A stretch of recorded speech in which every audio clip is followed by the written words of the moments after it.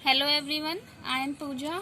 आज हमने last previous video में हमने एक इफेक्ट देखा था, दैट इज एनामेरिक इफेक्ट, जो कि हमारी बेसिकली स्टीरियो केमिस्ट्री पे बेस्ड था कि हम अगर मान लो साइक्लोहेक्सेन में हमारे कुछ ग्रुप्स आ जाते हैं, जैसे हमने CH3 की जगह OMe ले लिया था, तो उसमें क्या हो जाता है कि हमारा रिवर्स हो जाता है। हमने देखा था कि अगर OMe ग्रुप हमारा साइक्लोहेक्सेन में एक्सियल पोजीशन पे आता है तो वो ज्यादा स्टेबल हो जाता है बजाय कि इक्विटोरियल के। तो उसी कॉन्सेप्ट को हम यहाँ पर यूज करके प्रॉब्लम सॉल्व करेंगे। बहुत ही यूनिक है, मतलब इसको अगर हम समझते हैं तो हमारे बहुत सारे कॉन्सेप्ट्स क्लियर हो जाएंगे। तो हम कैसे अप्लाई करते हैं एनामेरिक इफेक्ट को हम अपने क्वेश्चंस में ये हम देख सकते हैं इस क्वेश्चन के थ्रू। जैसे हमें क्वेश्चन दिया हुआ है कि major product A and B, हमें क्वेश्चन में पूछा है कि A और B क्या फॉर्म होगा। हमारा ये रिएक्टेंट दिया हुआ है। अगर हम इसमें LiLH4 क्या है, हमें पता है कि हमारा रिड्यूसिंग एजेंट है।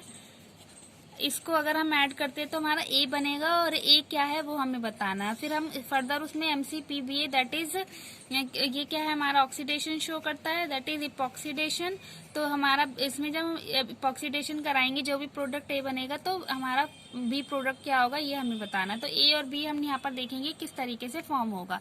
पहले हम यहाँ पर देखते हैं कि जैसे हमने एनामेरिक इफेक्ट में देखा था कि यहाँ पर हमारा कार्बन की जगह क्या ले लिया, एक ऑक्सीजन ले लिया है, और जो हमारा मिथाइल की जगह हमने यहाँ पर यह कोई भी ग्रुप्स की जगह हमने OMe ले लिया। तो यहाँ पर हमारा क्या लगेगा, एनामेरिक इफेक्ट लगेगा।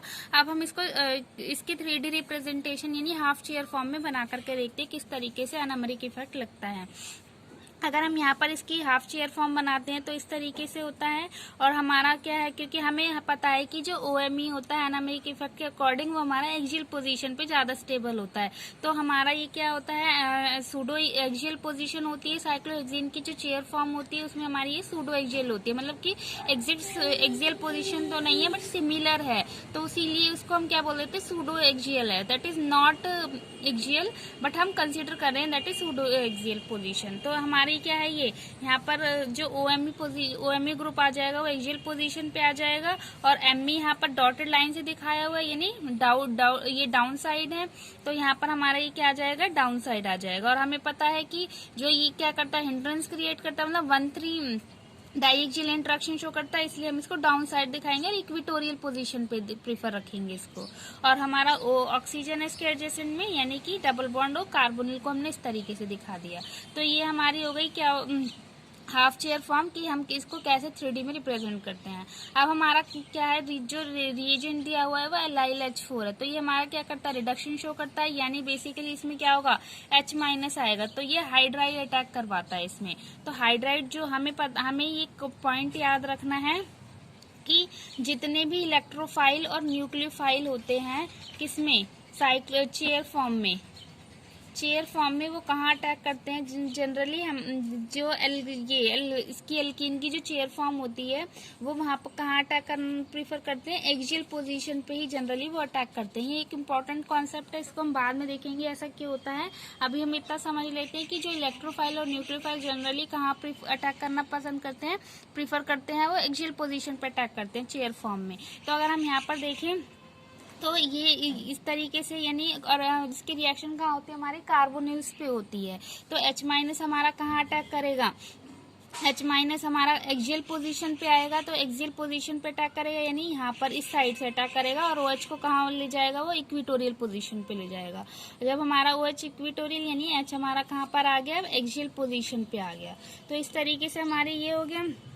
अब हमने इसमें देखा कि MCPBA क्या करता है, हमारा इपॉक्सीडेशन शो करता है, बेसिकली ऑक्सीजन को डिलीवर करेगा। तो ऑक्सीजन हमारा कहाँ से आ जाएगा, यहाँ पर। तो यहाँ पर अगर हम देखें तो ये इस साइड से हमारा जो एल्कीन है, एल्कीन में हमारा क्या होता है, इपॉक्सीडेशन फॉर्म होता है, तो इधर की साइड से हमारा क्या बन जाएगा, इपॉक्सीडेशन हो जाएगा। तो बेसिकली प्रोडक्ट में अगर हम देखें तो हमारा प्रोडक्ट A ये है और B प्रोडक्ट ये है। तो अगर इसको हम इस तरीके से बनाएं तो हमारा ये प्रोडक्ट बन जाएगा। इसमें अगर हम देखें OMe हमारा अप साइड है OH भी हमारा कहाँ आ रहा है, बेसिकली हमें इसकी स्टीरियोकेमिस्ट्री पता करनी थी कि OH हमारा अप साइड आएगा या डाउन साइड जाएगा। तो हमने देखा कि OH हमने जब चेयर फॉर्म में बनाया तो OH हमारा बेसिकली कहाँ आ रहा है, अप साइड आ रहा है। तो इसी तरीके से प्रोडक्ट में हम क्या बना देंगे, OH को अप साइड दिखाएंगे और बाकी तो हमारा सिमिलर ही है। तो इससे हमारी क्या है, चेयर फॉर्म इसलिए ही हेल्पफुल है क्योंकि इससे हमारी स्टीरियोकेमिस्ट्री पता चल जाती है कि जो इनकमिंग जो भी ग्रुप्स होंगे वो हमारे अप साइड लगेंगे, डाउन साइड लगेंगे। तो हमारा यहाँ से चेयर फॉर्म से पता चल गया कि वो हमारा अप साइड आ रहा है। तो प्रोडक्ट ये हो गया। अब जब हम MCPBA का अटैक कराएंगे तो इपॉक्साइड फॉर्मेशन हो रहा है, तो बेसिकली वो हमारा कहाँ हो रहा था, अप साइड हो रहा था। अप साइड यानी कि यहाँ पर इसकी साइड बन जाएगा, यहाँ पर हमने दिखा दिया तो ये इपॉक्साइड फॉर्मेशन हो गया। तो ये हमारा प्रोडक्ट B हो गया और ये प्रोडक्ट A है। तो इस तरीके से हम अपनी प्रॉब्लम्स को सॉल्व कर सकते हैं। तो हमें ये कॉन्सेप्ट है, छोटे कॉन्सेप्ट है, लेकिन जब हम प्रॉब्लम सॉल्व करते हैं तो बहुत प्रॉब्लम्स आती हैं इनको सॉल्व करने में, इसलिए हमें ये कॉन्सेप्ट सीखने बहुत जरूरी है। ठीक है, अब हम अपना टॉपिक शुरू करते हैं, that is nucleophilic epoxidation. Nucleophilic epoxidation क्या होती है, जैसे हमने पहले अगर हमने MCPB जब कॉन्सेप्ट पढ़ा था, यानी कि उसमें हमने देखा था इलेक्ट्रोफिलिक इपॉक्सीडेशन। इसी तरीके जैसे इलेक्ट्रोफिलिक इपॉक्सीडेशन होती है उसी वे में हमारी क्या होती है, न्यूक्लियोफिलिक इपॉक्सीडेशन होती है। बस यहाँ पर डिफरेंस क्या आ जाता है कि जो हमारा परऑक्सी एसिड्स होते हैं यहाँ पर वो न्यूक्लियोफाइल की तरह अटैक करेंगे, जबकि वहां पर परऑक्सी एसिड किसकी तरह अटैक कर रहे थे, इलेक्ट्रोफाइल की तरह, क्योंकि एल्कीन थी, एल्कीन इलेक्ट्रॉन रिच होती है। तो एल्कीन इलेक्ट्रॉन रिच है यानी कि उनपे कौन अटैक करेगा, जो क्योंकि हमारी रिएक्शंस किसके बीच में होती है, न्यूक्लियोफाइल और इलेक्ट्रोफाइल के बीच में होती है। तो हमारा जो एल्कीन था वो न्यूक्लियोफाइल था, जबकि परऑक्सी एसिड्स इलेक्ट्रोफाइल थे। MCPB जो हमने इलेक्ट्रोफिलिक इपॉक्सीडेशन पढ़ी थी। लेकिन अगर हम यहाँ पर देखें न्यूक्लियोफिलिक इपॉक्सीडेशन में, तो हमारा यहाँ पर क्या होंगे, यहाँ पर उल्टा हो जाएगा। यहाँ पर बेसिकली हमारी जो एल्कीन होगी वो कैसी होगी, अल्फा बीटा अनसैचुरेटेड कीटोन्स की फॉर्म में होगी, और वो हमारी कैसी होगी, डेफिशिएंट होगी। और जो परऑक्साइड एसिड हम लेते हैं, हाइड्रोजन परऑक्सी एसिड, तो वो हमारा कैसा होगा, न्यूक्लियोफाइल की तरह अटैक करेगा। तो हम इसका मैकेनिज्म के थ्रू देख लेते हैं। जो बेसिकली रिएजेंट लेते हैं, हम इसको याद रखना है। न्यूक्लियोफिलिक इपॉक्सीडेशन में वो क्या होता है, H2O2 OH-। इसमें बच्चे कंफ्यूज रहते हैं कि कहाँ पर हमारा मतलब कि प्रोडक्ट किस तरीके से बनेगा। तो क्योंकि हमारे दोनों चांसेस होते हैं, इलेक्ट्रोफिलिक इपॉक्सीडेशन के, न्यूक्लियोफिलिक इपॉक्सीडेशन, दोनों ही हमारे फॉर्म हो सकते हैं। तो हमें ये कंपाउंड को देख करके पता लगाना है कि कहाँ पर किस तरीके का प्रोडक्ट बनेगा। तो अब हम देखते हैं कि जैसे हमारा ये H2O2 OH-, इसकी प्रेजेंस में ये कैसा है हमारा compound, alpha beta unsaturated ketone है। अल्फा बीटा अनसैचुरेटेड कीटोन की प्रेजेंस में ही हमारा ये रिएजेंट इपॉक्सीडेशन शो करता है। तो हमारे यहाँ इपॉक्साइड बन गया, तो ये प्रोडक्ट है। अब इसका मैकेनिज्म देख लेते हैं किस तरीके से हमारा ये न्यूक्लियोफाइल की तरह अटैक करता है। अगर हम यहाँ पर देखें तो H2O2 OH- है, तो H2O2 हमारा इस तरीके से लिख सकते हैं, और OH- क्या है, बेस है। तो बेस का काम क्या होता है, प्रोटोन को एब्स्ट्रैक्ट कराना। तो ये हमारा प्रोटोन को एब्स्ट्रैक्ट कर लेता है यहाँ से, और हमारा क्या बन जाएगा, HOO-। अब बेसिकली O- है, तो ये किसकी तरह अटैक कर सकता है, न्यूक्लियोफाइल की तरह अटैक कर सकता है। तो अगर हम यहाँ पर देखें तो जो हमारा रिएक्टेंट है वो हमारा क्या है, अल्फा बीटा अनसैचुरेटेड कीटोन है। तो अल्फा बीटा अनसैचुरेटेड कीटोन में अगर हम देखें तो ये एल्कीन क्या है, इसके साथ क्या है, इसके साथ कॉन्जुगेशन में, जिसकी वजह से यहाँ पर क्या आ जाएगा, पॉजिटिव चार्ज क्रिएट होगा। यानी कि इससे पता चल रहा है कि ये कैसा है, हमारा इलेक्ट्रॉन डेफिशिएंट है इस कार्बोनिल की वजह से। तो यानी कि किसकी तरह अटैक करेगा, न्यूक्लियोफाइल की तरह अटैक करेगा। अगर हम देखें तो ये यहीं पर अटैक क्यों कर रहा है, तो इसका रीजन क्या होता है कि सॉफ्ट इंटरेक्शन। जब हम HSA प्रिंसिपल पढ़ते हैं तो उसमें हम पढ़ते हैं कि सॉफ्ट इंटरेक्शन बहुत ही स्ट्रांग होता है बजाय कि सॉफ्ट और हार्ड के। इसका कंपाउंड स्टेबल नहीं बनता, या तो सॉफ्ट होना चाहिए या फिर हार्ड इंटरेक्शन होना चाहिए। तो हम यहाँ से देख सकते हैं, ये जो हमारा HO- है न्यूक्लियोफाइल, ये हमारा किसकी तरह है, सॉफ्ट न्यूक्लियोफाइल है। जबकि यहाँ पर ये हमारा जो कार्बन है इसका नेचर भी सॉफ्ट है। तो दोनों ही सॉफ्ट हो गए, तो यहाँ पर बेटर इंटरेक्शन होगा, जिसकी वजह से यहाँ अटैक कर देगा और हमारा इस तरीके से लग जाएगा।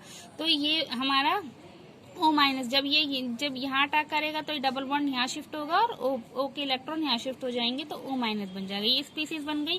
अब हम देख सकते हैं यहाँ पर एक कंडीशन क्रिएट हो रही है दैट इज अगर हम इसको रिवर्स रिएक्शन करें तो हमारा क्या हो सकता है, ये E1CB elimination via conjugate base reaction होती है। जब हम एलिमिनेशन रिएक्शंस पढ़ते हैं तो वहां पर हमारा क्या है, ये लीविंग ग्रुप है, ये लीविंग ग्रुप है, तो यानी जब ये अटैक करेगा तो यहाँ से हमारा क्या हो जाएगा, OH बाहर निकल जाएगा। तो इस तरीके से अगर हम देखें तो बेसिकली हमारा क्या बन रहा है, इपॉक्साइड फॉर्मेशन हो रहा है, तो हमारा ये प्रोडक्ट हो जाएगा वाया द E1CB मैकेनिज्म। तो हमारा यहाँ से हमने मैकेनिज्म देखा किस तरीके से हम अल्फा बीटा अनसैचुरेटेड कीटोन से हम इपॉक्साइड फॉर्मेशन कर सकते हैं। अब इसके हम कुछ दोनों का डिफरेंस देख लेते हैं, बेसिकली न्यूक्लियोफिलिक इपॉक्सीडेशन में और इलेक्ट्रोफिलिक इपॉक्सीडेशन में क्या डिफरेंस होते हैं। तो ये हमने बहुत इंपॉर्टेंट पॉइंट्स लिखे हैं, तो इससे हमें क्लियर हो जाएगा कि किस तरीके से कैसे रिएक्शन शो करते हैं। तो मैंने ये अलग से टॉपिक बनाया, that is nucleophilic versus electrophilic epoxidation, क्योंकि इसमें बहुत कंफ्यूजन होता है। इस कंफ्यूजन को क्लियर करने के लिए मैंने यहाँ पर अलग से इंपॉर्टेंट पॉइंट्स नोट कर लिए। अभी हम पहले न्यूक्लियोफिलिक इपॉक्सीडेशन, क्योंकि हमें पता है कि ये फर्स्ट वाले में हमें रिएजेंट को देख करके आइडिया लगाना है कि हमारी कौन सी रिएक्शन है। तो ये हम देख सकते हैं H2O2 OH माइनस हमारी कौन सी है, न्यूक्लियोफिलिक इपॉक्सीडेशन। और हमने MCPBA के केस में हमने देखा था वो कौन सी इपॉक्सीडेशन शो करता है, इलेक्ट्रोफिलिक इपॉक्सीडेशन। तो फर्स्ट वाला हमारा किसका केस है, न्यूक्लियोफिलिक का, जबकि सेकंड केस है हमारा इलेक्ट्रोफिलिक इपॉक्सीडेशन का। अब इन दोनों की स्टीरियोकेमिस्ट्री में यानी कि इनकी जो रिएक्शन होती है उनमें थोड़ा डिफरेंस आ जाता है। उनमें डिफरेंस क्या आता है कि जो जैसे हमारा यहाँ पर सिस एल्कीन है, तो सिस एल्कीन हो या चाहे ट्रांस एल्कीन हो, जो प्रोडक्ट बनाएगा वो हमेशा कैसा बनाता है, ये ट्रांस इपॉक्साइड ही बनाएगा। न्यूक्लियोफिलिक इपॉक्सीडेशन के केस में हमें ये ध्यान रखना है, ठीक है। तो यहाँ पर अगर हमारा चाहे कैसा भी एल्कीन हो तो ये क्या बनाता है, प्रोडक्ट जनरली ट्रांस ही फॉर्म करेगा। लेकिन अगर हम यहाँ पर देखें MCPBA के केस में स्टीरियो स्पेसिफिक नेचर के होते हैं, यानी अगर हमारा सिस है रिएक्टेंट तो प्रोडक्ट भी सिस बनाएगा, अगर ट्रांस है प्रोडक्ट तो ट्रांस प्रोडक्ट बनाएगा। इनके स्टीरियो केमिस्ट्री में कोई चेंज नहीं आएगा, इसीलिए हम इसको बोलते हैं स्टीरियो स्पेसिफिक रिएक्शन। मतलब एक टाइम में एक ही प्रोडक्ट मिल रहा है 100%, तो उसको हम क्या बोलते हैं, स्टीरियो स्पेसिफिक नेचर। लेकिन अगर हम यहाँ पर देखें चाहे सिस है या ट्रांस है, इसका प्रोडक्ट क्या बन रहा है, ट्रांस ही बन रहा है, तो ये हमारी कैसी रिएक्शन हो जाती है, नॉन स्टीरियो स्पेसिफिक नेचर। तो ये इन दोनों में बहुत बड़ा डिफरेंस है जो हमें याद रखना है। अब हम इसका डिफरेंस देख लेते हैं ओवरऑल कि क्या बेसिकली इन दोनों में डिफरेंस है। Nucleophilic epoxidation, electrophilic epoxidation. Nucleophilic epoxidation में हमारा रिएजेंट ये होगा H2O2 OH माइनस, जबकि MCPBA होगा यहाँ पर। अगर हम यहाँ देखें तो अभी हमने ऊपर देखा था कि जो न्यूक्लियोफिलिक इपॉक्सीडेशन होती है वो नॉन स्टीरियो स्पेसिफिक नेचर होती है, यानी सिस हो चाहे ट्रांस एल्कीन हो, दोनों के केस में हमारा क्या बनता है, ट्रांस प्रोडक्ट ही मेजर बनता है। लेकिन यहाँ पर अगर हम देखें तो सिस एल्कीन के केस में सिस प्रोडक्ट मेजर बनेगा, जबकि ट्रांस एल्कीन के केस में ट्रांस मेजर बनेगा। जबकि यहाँ पर अगर हम देखें तो हमारा जनरली जो रिएक्टेंट्स होते हैं वो क्या होते हैं, अल्फा बीटा अनसैचुरेटेड होते हैं, जबकि यहाँ पर हमारे क्या होते हैं, सिंपल अल्कीन्स होती है, उनमें रिएक्शन होती है, ठीक है। अब हम इसके बेस पे क्वेश्चन प्रॉब्लम सॉल्व कर लेते हैं। ये हमारा क्वेश्चन आया था 9 जून 2013 में। इसमें इस तरीके से रिएक्टेंट दिया हुआ था और 2 प्रोडक्ट दिए हुए थे, तो हमें यहाँ पर देख करके पहचानना था कि रिएजेंट क्या होगा, और ये हमें 4 ऑप्शंस दिए होते हैं इस तरीके से कि किस तरीके से कि सुटेबल रिएजेंट हमारा क्या है और मेजर प्रोडक्ट क्या है। तो हम इस क्वेश्चन को देख के पहले समझते हैं कि यहाँ पर क्या हो सकता है।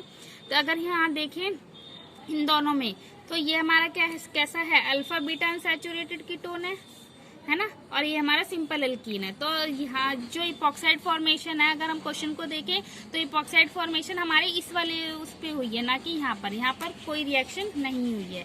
तो अल्फा बीटा अनसैचुरेटेड कीटोन पे रिएक्शन कौन शो करते हैं, न्यूक्लियोफिलिक इपॉक्सीडेशन होती है, यानी कि हमारा रिएजेंट क्या होगा, H2O2 OH माइनस होगा, ना कि MCPBA होगा। ये हमें ध्यान रखना है, ठीक है। तो हमारी न्यूक्लियोफिलिक, इससे हमें पता चलेगा कि दोनों ही जगह हमारा इपॉक्साइड क्या बना है, अल्फा बीटा अनसैचुरेटेड कीटोन पे रिएक्शन हुई है, यानी कि हमारा जो रिएजेंट होगा H2O2 OH माइनस होगा, और ये न्यूक्लियोफिलिक इपॉक्सीडेशन है। तो हम अपने ऑप्शंस में देखते हैं कि कौन सा सुटेबल ऑप्शन है।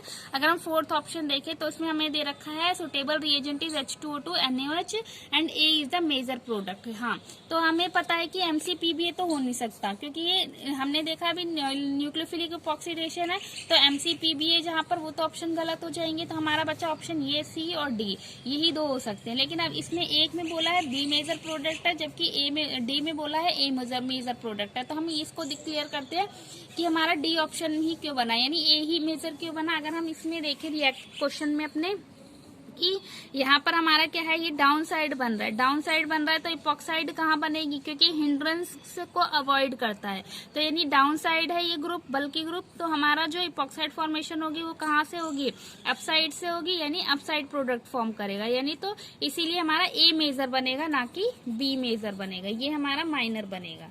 ठीक है, तो हमारा इसीलिए डी ऑप्शन करेक्ट है कि एक्वस जो हमारा रिएजेंट है वो H2O2 NaOH है और A is the major product.